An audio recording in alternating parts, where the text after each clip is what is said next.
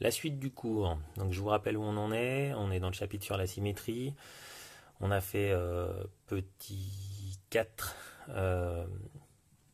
Donc tracer une médiatrice à l'aide du compas. On avait revu voilà, que la définition de la médiatrice. Et vous aviez une illustration à faire normalement.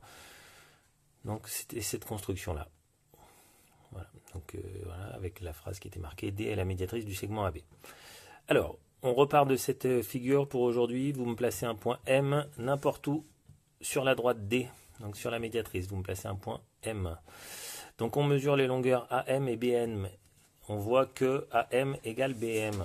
Alors ici, je regarde, je vérifie. Là j'ai 5,1, 5,2, 5,1, 5,2. Et là, hop, 5,2 également. Voilà, donc on a bien AM égale BM.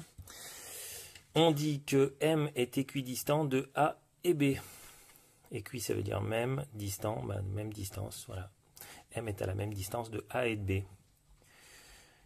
Ensuite, vous sautez une ligne, vous notez la propriété suivante. La médiatrice de AB est l'ensemble des points équidistants, donc, ou à la même distance, des extrémités A et B. Alors, une petite explication orale, ça je vous l'ai mis, mais normalement vous n'êtes pas obligé d'écrire.